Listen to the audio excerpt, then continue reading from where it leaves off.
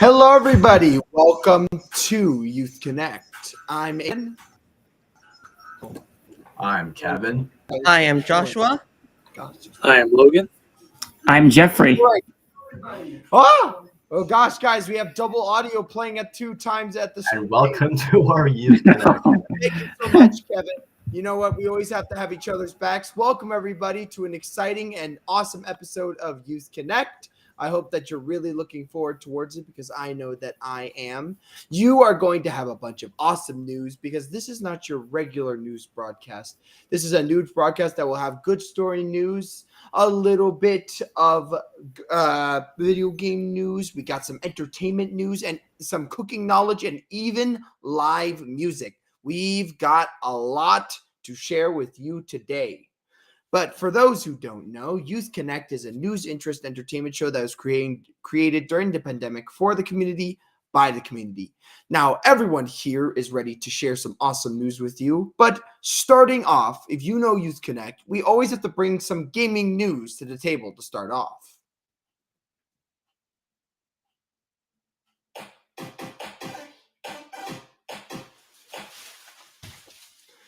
So guys, first things first, the first thing that we always have to do is our Spotlight Game of the Week. Now, what is our Spotlight Game of the Week? Well, basically, it's a game that I want you to check out, whether that be a game that's coming out, a game that's releasing soon, or an old classic. And I know people who like to move around while they're playing their games, a little bit of a workout game, will really appreciate this awesome WarioWare game. Today's Spotlight Game of the Week is WarioWare Move It. It is the second motion control WarioWare game after WarioWare Shake It. Now you have WarioWare Move It. So you will be finding your perfect form in a multitude of motion-based micro games in a brand new entry in the WarioWare series. You're going to be grabbing a pair of Joy-Con controllers and get ready to move as you gently shake, punch, dance, and even wiggle, and even a little bit of curtsy through over 200 lightning fast micro games. And when we say micro games, if you know WarioWare, only last a few seconds. You'll be chopping bamboo, breaking out of jail, returning a curtsy, and more as you master some ridiculous moves. Now, the secret to these mad, amazing, shocking mini games is perfecting your form. And some of them might require you to, as you heard, might punch, shake, dance, maybe even become a bird. You don't know what could happen in WarioWare, and that's what makes it so awesome. And don't worry, guys. If you're not a big microgame person, WarioWare always has to have a story mode, and you will be helping Wario complete a series of lightning-fast microgames to escape the Woods Watchers. Ooh. And if you're not a story mode person, don't worry. If you have a party over, well, you can do party mode. And what's party mode? Well, basically, it's a local party mode game with a whole bunch of different types of lightning-fast microgames once again. But you can share it to up to 1 to 4 players. So that's always cool. And guys, I love WarioWare. WarioWare is great. And what's amazing is that it requires you to move. That's why they call it WarioWare Move It. Now, I recommend checking it out, and it will be releasing on the Nintendo Switch. It already is out, so check it out. Anyways, though, I'm going to keep the train moving, and next up is Kevin with some all-important news, and of course, I just cannot wait to hear his interesting fact of the day.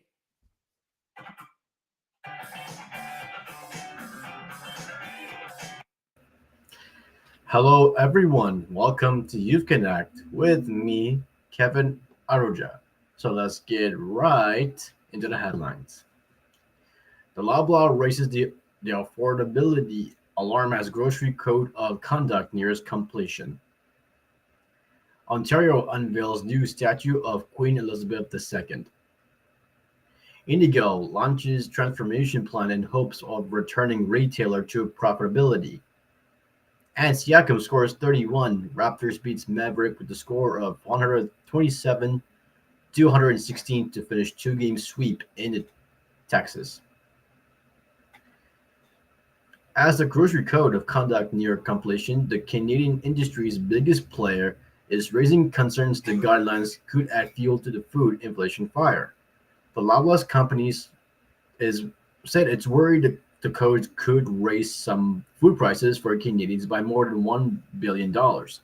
In a letter sent to members of both the steering committee developing the code and the industry subcommittee to November 1st, and obtained by the Canadian press. The grocer cannot endorse the code in its current form, wrote Chief Financial Officer Richard Dufresne in the letter, requesting a special meeting of the industry subcommittee to address Loblaw's concern. Loblaw isn't the only grocer to express concern about the code. Walmart Canada spokeswoman Sarah Kennedy said in an email in late October that the company supports initiatives benefiting customers, but is conscious of adding necessary burdens that could increase the cost of food for Canadians, especially during Inflationary times. Groceries have been under pressure from the federal government to stabilize food prices after a run of high inflation and a series of interest rates hikes have eaten into the household budgets. The committee developing the code was created in response to calls for the industry to address fees that large grocery retailers charge suppliers, an issue that surfaced publicly in 2020. That year, Walmart Canada announced a fee hike, and a national buying group representing Metro Incorporated told suppliers it would expect the same. Not long after, Loblaw has also raised its fees. Ontario has officially unveiled a commemorative bronze statue of the late Queen Elizabeth II on the front lawn of a Queen's Park. The statue is located next to the visitors' entrance of the Legislative Building. Speaking at the ceremonies on Tuesday morning, Premier Doug Ford said the $1.5 million statue pays tribute to Her late Majesty's contribution to Ontario history and heritage. The piece has been years in the making, having been the first commissioned in 2016 after receiving the Queen's approval. The Ontario artist Ruth Abernethy told CTV News Toronto in the summer that the statue depicts the Queen as she appeared when she spoke to the Canadian Parliament in 1977. However, she added a cape because it was less static. Ontario Lieutenant Governor Elizabeth Dowdeswell took time at the unveiling to address the complicated history the monarchy has with Indigenous people, noting that, like all historical statues, it asks us to think about the relationships between the present and the past. Over the last few months, the statue has faced criticisms from those that feel the government shouldn't celebrate the monarchy. Following several executive changes in a massive cyber attack that drowned its systems, Indigo Books and Music Inc. says it's embarking on a transformation plan. On a Wednesday call to discuss the company's second quarter, Chief Executive Heather Reisman mentioned the plan has both short and long-term initiatives, but offer no specifics beyond saying it is meant to fully re-energize our connection to our customers. When asked for specifics about the plan, Indigo spokeswoman Melissa Perry replied with a statement that the company would have more details in the coming months. The company reported a $22.4 million net loss in the period ended on September 30th, compared with the net losses of $15.9 million the year prior. It amounted to a loss of 80 cents per diluted share, compared with a loss of 57 cents during the same quarter last year. Indigo attributed the net loss to the reduction in sales and restructuring costs that were partially offset by the Indigo receiving its first proceeds from its insurer following a ransomware attack. Reisman retired from the business in August, turning it over to Peter Rose, a retail executive with experience at John Lewis. Anthropology and Jigsaw, who left Indigo in September, the company never provides a public explanation for his departure. Reisman returned to the chief executive role soon after. On the same call as Reisman, Chief Financial Officer Craig Lundin also alluded to high inflation and interest rates eating into discretionary spending, a category Indigo falls into. And least but not least is sports news. Pascal Siakam had 31 points and 12 rebounds. OG Anunoby scored 26, and the Toronto Raptors finished a two-game sweep in Texas with a score of 127 to 116. Victory over to the Dallas Mavericks on Wednesday night. 3 nights after Toronto rallied from 22 points down for a win at San Antonio. Siakam and Anunoby combined for all the points in 11-0 run that broke a 73 all-time in the third quarter. Siakam finished with the season's highest in points and rebounds and what has been a sluggish start offensively for a two-time All-Star. He was 15 of 25 from the field and had 5 assists. Dennis Schroeder scored 18 points. Gary Trent Jr. added 16 on 4 of 8 shooting from 3. And Scotty Barnes had 14 points, 14 rebounds, 7 assists, 4 steals, and 2 blocks. And Anunoby hit a pair of threes for the first 6 points of the game and finished 9 of 17 from a floor that helping hold Dunkirk to 11 of 26 shooting, including 2 of 10 from long range. The Mavericks got within the 5 out of three-pointer by Hardaway late in the third quarter, but Toronto pushed the advantage back to 11 going to the fourth. The lead was at least 9 the rest of the way. In today's weather forecast, we got a mix of sun and clouds this afternoon. The temperature is now 10 degrees. And tomorrow we will get another mix of sun and clouds. The temperature will be 6 degrees. On the occasion of Remembrance Day falling tomorrow, I'm going to speak about poppy flower. A remembrance poppy is an artificial flower worn in some countries to commemorate the military personnel who died in war. Remembrance poppies are produced by veterans associations who exchange the poppies for charitable donations used to give financial, social, and emotional support to members and veterans of the armed force. So poppies are flowers that are valued for the brilliantly colored blossoms with papery petals. They are grown as garden plants and for their seeds. Poppies grow in mild climates throughout the world. Most species or types of poppies grow best in sunny areas with moist soil. Poppies come in different sizes. Some are tiny plants that grow near the soil. Others grow more than 15 feet in height. The leaves may be green or bluish green. Some leaves, stems, and the pods that hold the seeds are hairy. Most types of poppies have only one flower on each stem. The flowers close at night and open in the morning. When the soil is dry, the seed pods opens and many small seeds fall to the ground. And before I sign off, I wanted to wish everybody a very happy Diwali.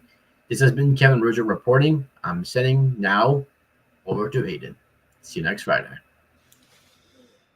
You know what, guys? Poppies are quite amazing, especially for the fact of how delicate they are. That's why sometimes you can't wear a real one because it falls apart so easily. Now, did you guys know that poppies are very, very popular in the fact that they are not just one, not just red poppy. There's over 70 variations of poppies. But did you guys know that the most common way of using poppies, obviously, besides the Remembrance Day, is that actually it was cultivated for their seeds to make poppy seed related food. And actually, if you think about it, there are actually some poppy seed muffins that you can get sometimes here and there. But it's especially important to remember that the poppy flower is a delicate flower, and just like Remembrance Day, it is a delicate topic. And you know what? It's definitely important. Now, I will say for everyone else, I guess, what do you guys think of the poppy? Do you think of the poppy as a beautiful flower? Because honestly, I think it's a beautiful flower. I agree. I have to agree on that. It is absolutely stunning with this beautiful red. Mm-hmm. All right. Thank you so much, Kevin. We really appreciate all the news. Now, I'm ready to give you the second gaming news, guys. And this is a huge gaming news. Huge. Huge with 2 H's. So, guys, if you've ever played Mario Kart 8, you should know that the farther behind in the race you get, the better the items the game throws your way. Some players have actually occasionally tried to use this fact to their advantage, and it is no more. A pro strategy called bagging has been officially eradicated in Nintendo's latest patch, which brings some sweeping changes to the oh my gosh, I don't like this word. I shouldn't have chosen it. I'm just going to say it has chosen some very, very big changes to the very extremely popular Switch racing game. So if you guys know, the Booster Course pack of Wave 6, Mario Kart 8 Deluxe final patch of DLC Racer and Courses has arrived on the Switch, and it brought with it a series of gameplay changes as well. So for one of the most important examples, guys, is players will no longer be able to do a strategy called bagging. Now, I'm going to tell you my hot take, guys. Here comes a hot take coming your way. I don't like bagging.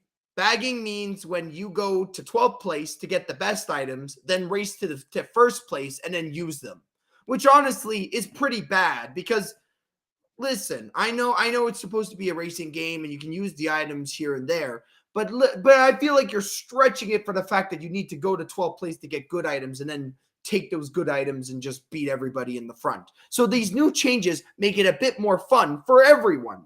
And I have actually got some awesome changes that I have listed right here. So guys, did you guys know? So people who don't have friends, for example, can now host Mario Kart events. That's right. You don't need to be friends with people, but because you can host a room. And giving the room ID code to anybody allows them to join your lobby. And I think that's absolutely brilliant because sometimes you want to host a Mario Kart event and then you would have to friend every single person so that they could join. Now, you send a room ID code and bam, you can get there lickety split. Some of the more minor ones are they've increased the invincibility time of a portion of characters and vehicle customizations. As you heard, no bagging is allowed, and you can get this, or the items will get worse if you take it from the same location multiple times during a race. And really awesome is that they have shortened the time between when an item box is acquired by someone until it is restored. I absolutely have the worst time when somebody takes an item box and then I have to drive right past it.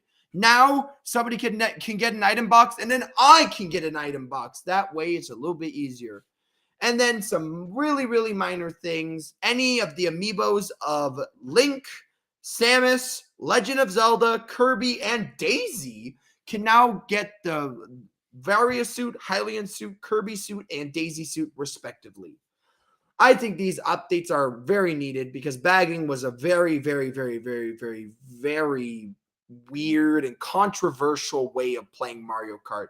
Now, anybody who does bagging has to actually play Mario Kart. Oh my gosh, I have to play Mario Kart properly? That's right.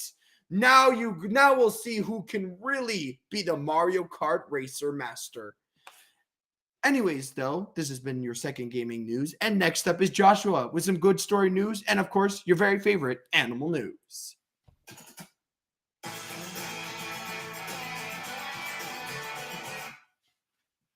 Welcome to YouthConnect now for a good news story.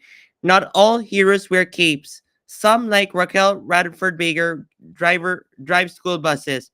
Baker is a veteran driver for Dallas Independent School District.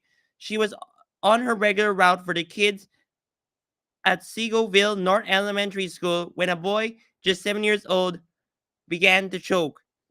First grade student Preston mentioned to Baker that he needed help. Surveillance camera footage showed that he had swallowed something just a moment before, thinking he needed to throw up. Baker opened the bus door for him, but Preston gestured that wasn't the problem. After seeing the correction that was needed, Baker took Preston off the bus and performed the Heimlich maneuver just in time. Preston called her his hero and a bus angel. Recently, Preston's mother, Gia, and Baker were able to meet for the first time since the incident, and tears were understandably shed. Now for another good news story. Joanne Parker says her day couldn't have been more ordinary until it suddenly turned extraordinary. When I opened the door, there it was. Joanne recalls with wide-eyed wonder, $50. A crisp $50 bill has been slipped under her door. It was quite strange, Joanne remembers, thinking mysterious. There was absolutely no reason for anybody to give her money at all. So Joanne started asking around. She later learned everybody got a $50 bill, and Joanne says 18 seniors on fixed incomes received money, a total of $900. That was even stranger. Joanne says it was surprised. Vera laughed. It was a miracle. It was the sort of reaction that had apparently been spreading around the hallways of their low cost housing bill all day. Nobody is taking responsibility, leaving everybody wondering who in the building did it because you need to buzz in to get in the building.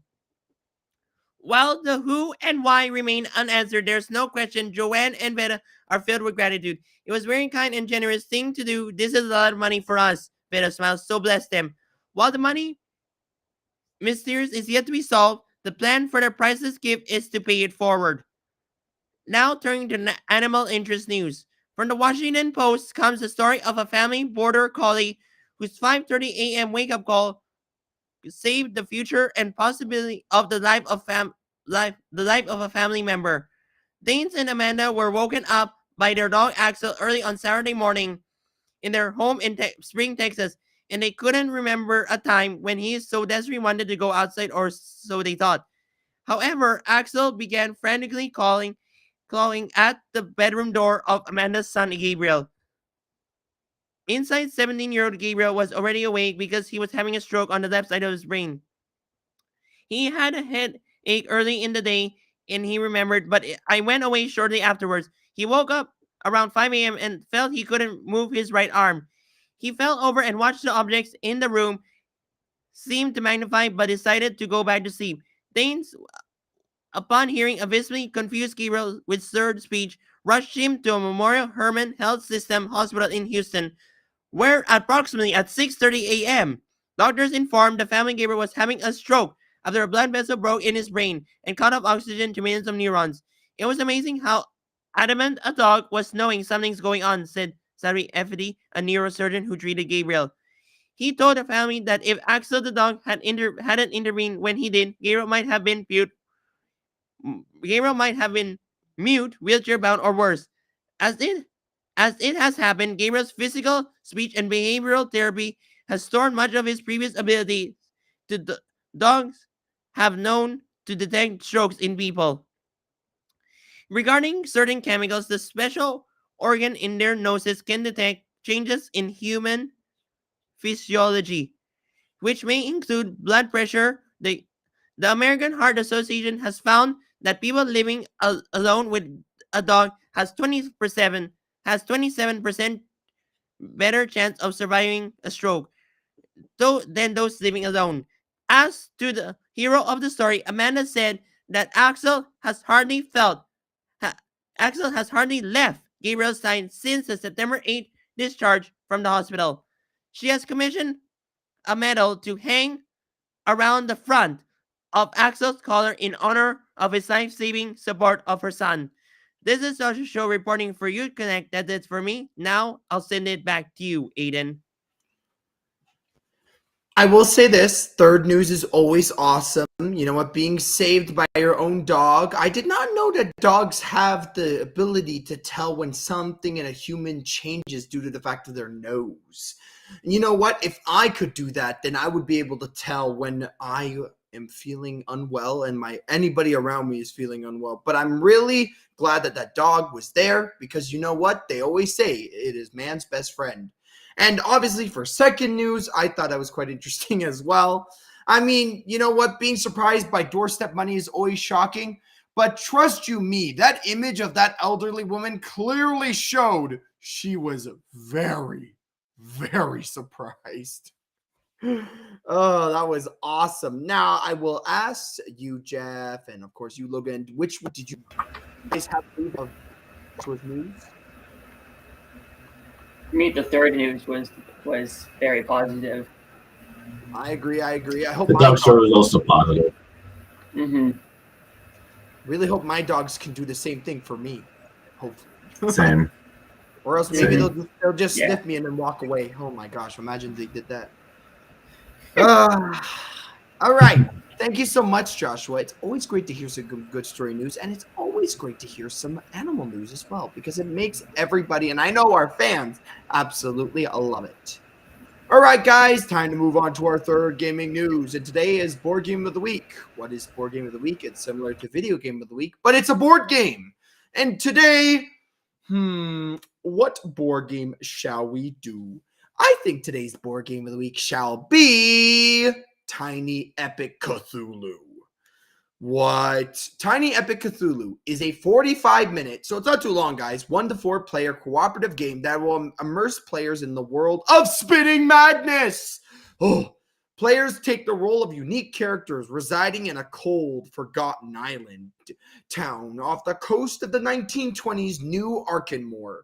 However, all is not well in this seemingly peaceful town. Cosmic horrors are emerging from the dense sea fog, plunging the once sleepy town into a state of chaos. As players navigate through the game, they must work together to translate the Necronomicon, unveil the Great Old One, and seal the portals to banish the impending horror back into the cosmic realm. To achieve this, players must tap into the madness that surrounds the town, using it to translate pages, battle against shamblers, and prevent locations from succumbing to pure horror.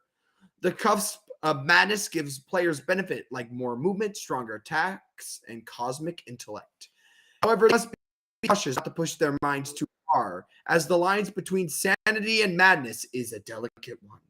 In this game, madness is a valuable resource that can be used to translate pages and enhance players' abilities, but excessive madness can lead to defeat. The pressure to save this town is felt from the very first spin. This game sounds awesome. It sounds like a video game into a board game. And that's what board games are. They're awesome, they're cool, and they're really, really fun because they have to tell a story without any video game like cutscenes, no characters, no RPG stats that you can level up. You have to do it all on pen and paper. And that's what makes these board games so cool. So if you like Eldritch horrors, I recommend that you check out Tiny Epic Cthulhu. Anyways, though, next up is Logan. And of course, I just cannot wait to hear what cooking knowledge he has to share with us today.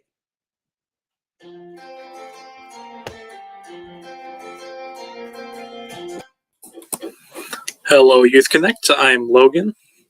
Now, if you checked out my Instagram lately at Eats by Logan, you would probably know that just last week I have officially graduated from culinary management at Humber. Now, I may have graduated, but this doesn't really mark the end of my story at Humber. I am in food nutrition right now, and today I am going to talk about something that's very important to learn about if you want to go into the field of food and nutrition, and that is the difference between food allergies and food intolerances. So, you probably heard these two things. You probably say that people are like, they're allergic to peanuts, or they have lactose intolerance, and you probably get the gist of it. They can't ingest certain foods, but you probably don't know the very specifics about what that means. And today I am going to tell you about them. So, starting off with food allergies. So, a food allergy is a reaction in your immune system to eating a certain food. Henceforth, I'll be calling it a triggering food. Now, symptoms of these food allergies vary from food type to food type, and they can vary in severity as well, but they usually involve hives, swelling, a drop in blood pressure, or the worst one of all, anaphylactic shock. And these are all very, very dangerous. Without proper precaution, they could probably lead to death. And these symptoms can occur even if just a very small amount of the triggering food is eaten. And they can occur rather quickly too, within 30 minutes to 2 hours of a triggering food being ingested. So you're probably wondering what some of these triggering foods are. And so they include the likes of eggs, fish, dairy products, peanuts, tree nuts, shellfish, soy, and wheat. These 8 foods account for about 90% of food allergies. There are a few more, but I won't go into them today. So, about 8% of children under 5 will develop a food allergy, and around 4% for adults. Now, this was something that I learned while in food nutrition. Food allergies can actually be grown out of. Yeah, that's right. It's actually possible for you to grow out of your food allergy and for it to not affect you anymore. But this is very uncommon. It only occurs about 20% of the time. So don't go testing that out. So, moving on to it, a food intolerance is a condition in which your digestive system is unable to break down certain foods. So that's the major difference between food allergies and intolerances. Allergies affect your immune system, and intolerances affect your digestive system. And because of that, symptoms typically include stomach pain, bloating, or an irritated bowel. Most of the same triggering foods as food allergies also apply to intolerances. So stuff like eggs, fish, dairy, nuts, yada yada. About 20% of the global population suffers from at least one food intolerance. But thankfully, unlike food allergies, you can usually get away with eating a tiny amount of the triggering food without risk. Like, if you're lactose intolerant, you could probably drink like maybe a little bit of milk or have a little bit of something with dairy products every day. Just don't make it for every meal. So that's a big difference between allergies and intolerances. You can probably get away with eating a tiny amount. Of course, it also helps that the symptoms are a lot less dangerous than what we go through with food allergies.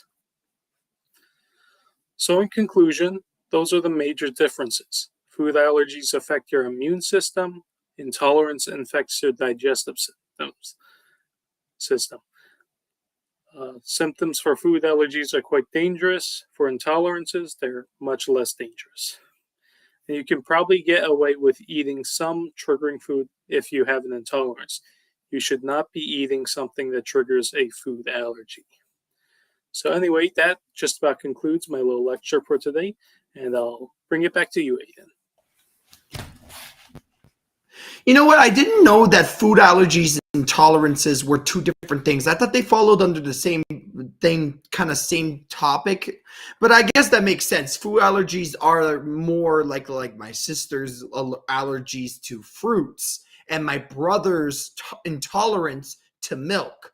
My sister could fatally get hurt because it causes hives and it causes swelling of her throat and trouble of breathing. And my brother, when he eats too much milk, just gets a tummy ache. So I can see the differences now. And also, congratulations on graduating, Logan. You know what? It's always awesome to see. And you know what? We are all proud of you. Anyways, though, let's keep that train moving. And next up, we have Jeffrey with his live music.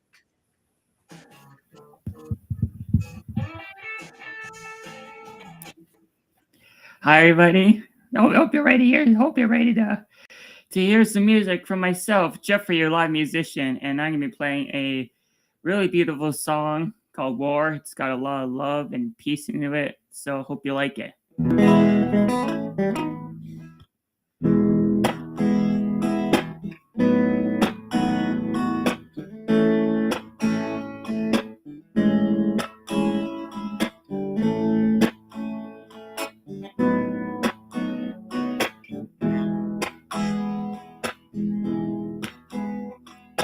Fighting, killing, pain, war. You got to be kidding me. No, no, no, no. How old are you? Didn't you grow? Can't you see it's wrong? Just because you don't belong. I wanna know. I wanna know. I wanna know. I wanna know. in your heart is too small. Your compassion all time low. Do you have no sympathy? I wanna know.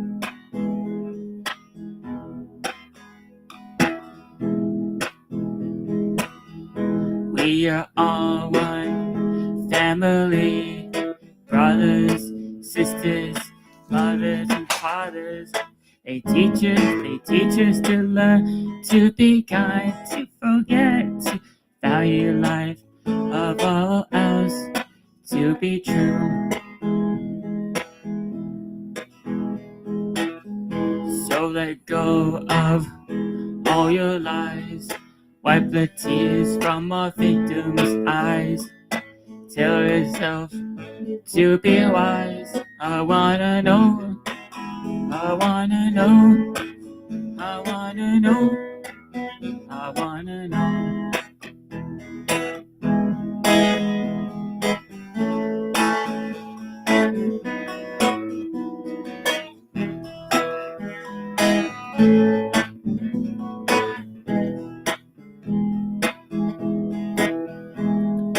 Fighting, killing, pain and war. You got to be kidding me. How old are you? No, no, no. How old are you? Did you grow? Can't you see it's wrong? Just because you don't belong. I wanna know. I wanna know. I wanna know. I wanna know. Is your heart is too small? Your compassion all time low. Do you have no sympathy? I wanna know. We're all one family, brothers, sisters, mothers and fathers. They teach us to learn, to be kind, to forget, value life above all else, to be true. So let go of all your lies, wipe the tears from a victim's eyes. Tell yourself to be wise. I wanna know, I wanna know, I wanna know, I wanna know.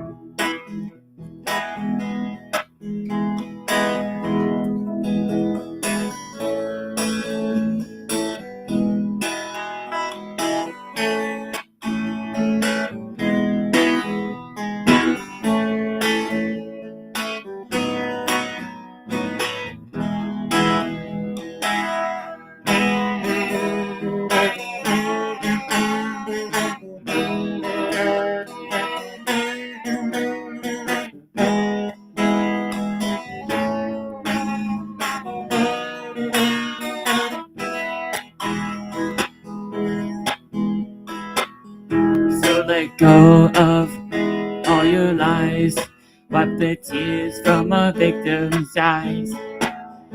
Tell yourself to be wise. I wanna know, I wanna know, I wanna know, I wanna know.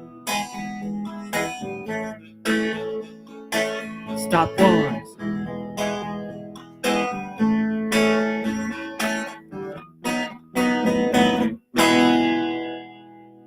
Hey everybody, this is Jeffrey, your live musician.